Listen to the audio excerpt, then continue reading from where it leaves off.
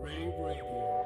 With rants and raves, you'll be okay. And today is your lucky day. It is rants and raves with Gary K.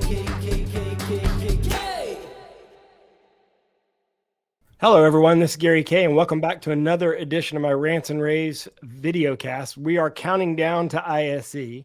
And some of the bigger brands are going to be doing some cool things. And one of the things that's going to be really popular at this year's ISE show, because we took 3 years off basically, is AV-over-IP, which was just emerging last time we had a substantial show in Europe. So ISE will be in Barcelona, as you know, and one of the brands going to be there is Matrox. They'll be in 5Q350. Ron Berty is the business development manager with Matrox. How you doing, Ron? I'm doing well. How are you, Gary? I'm doing well. So I want to, okay. I'm excited about what you're doing, and I'll tell you why. We don't have a standard for AV over IP, but you're using the proposed standard. There's only one proposed standard for AV over IP, which is based on, if you're interested in this, for those of you watching, if you're interested, just Google SMPTE 2110.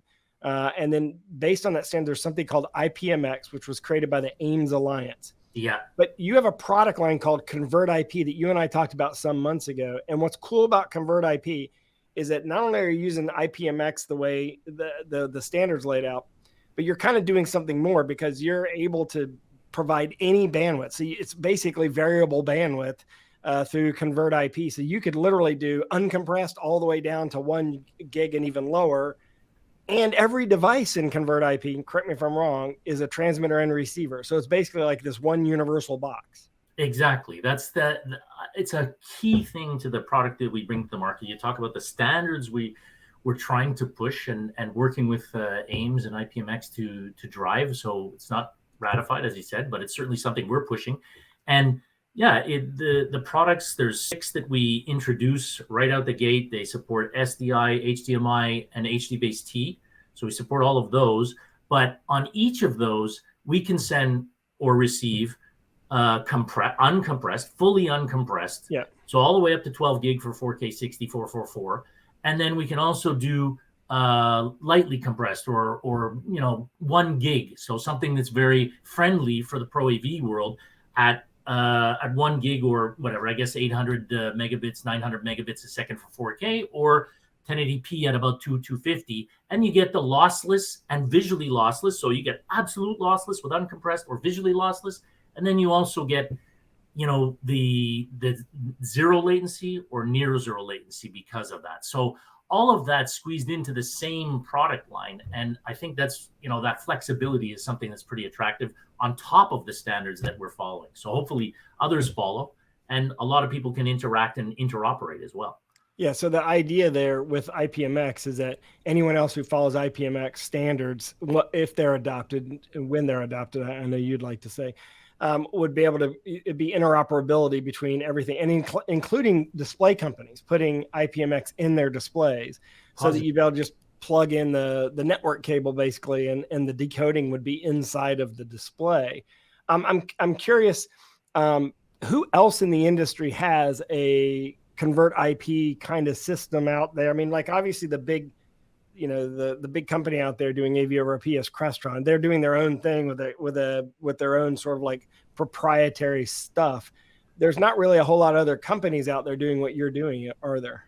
Well, not yet. They're not out necessarily, but certainly like one that comes to mind immediately is Magnica.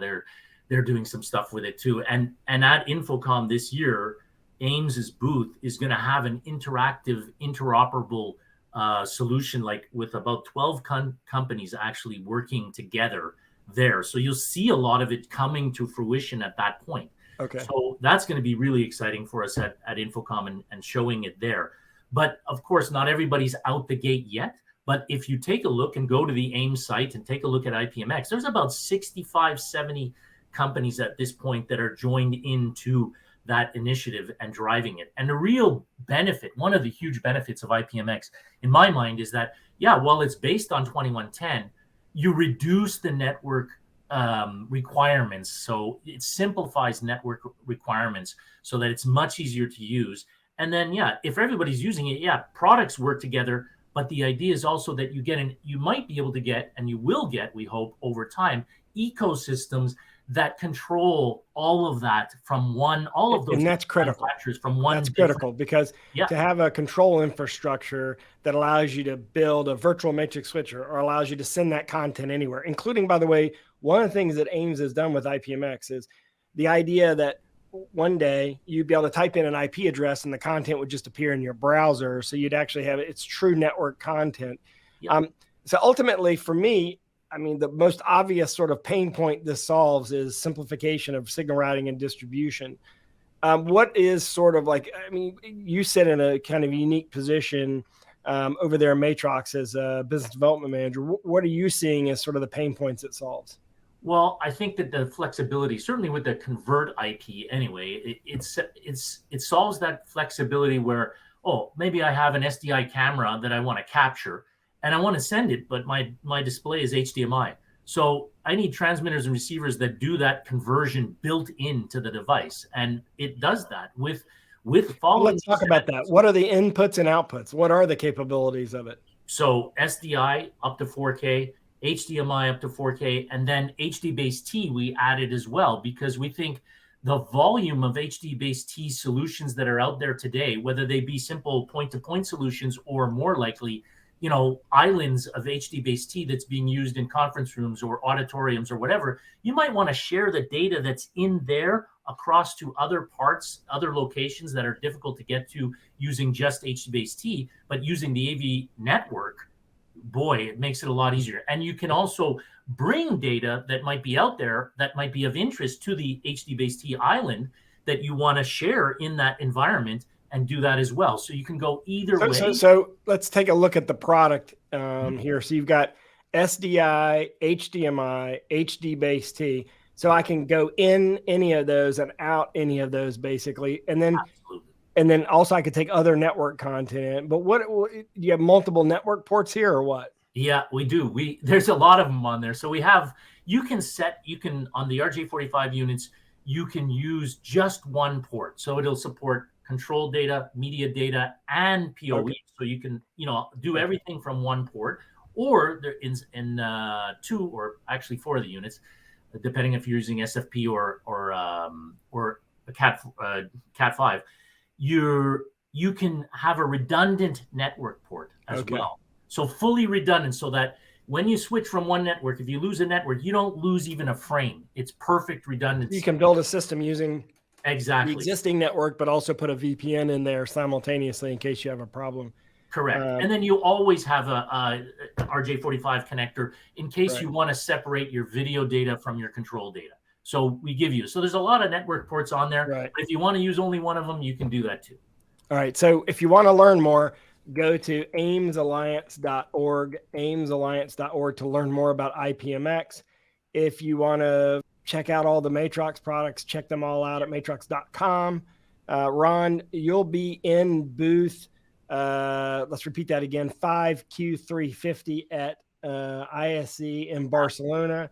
Yep. Definitely put that on. You're going to want to go by the way, is this the Ames booth or is this the Matrox booth? That's the Matrox booth. Okay, because Ames is going to have their own booth. I don't have that off the top of my head, but definitely check out AIMS because you're going to want to go to their booth as well to see this demo. I didn't realize there were 60. That demo is at Infocom. So that one. Oh, that'd be at Infocom. Okay. Definitely want to go there and see that. I didn't realize there were 60 companies that were part of the alliance. Now, I remember when there were like 3 or 4 companies. It's growing very quickly. It is. One last question. So it's a proposed standard. When does it get ratified? When does it get voted? When does it get official?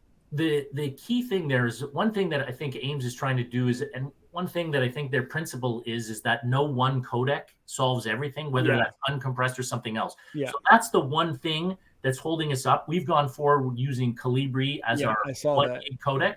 But my guess is, and it's a guess, let's face it, but I'm hoping by the end of this year it is fully ratified. Yeah, I was wondering if that, because I know that originally were shooting for end of 2021, but with the pandemic and stuff. I think it slowed things down a bit, yes, like everyone. Yeah, and unfortunately with the loss of David, I think that was a big loss. So again, my condolences about that. He was a big evangelist for the whole for He the was a whole great standard. industry pundit and really did try to do things that made sense for the industry as a whole. Yeah. So Ron, Berty, thank you very much for joining me. We will see you over at ISE in Barcelona, second week of May. Of course, check out Matrox at matrox.com, matrox.com. Thank you very much for joining for this episode of Rants and Raves pre-ISE. Ron, have a great day. Okay, you too. Thanks. Rave Radio. With rants and raves, you'll be okay. And today is your lucky day. It is rants and raves.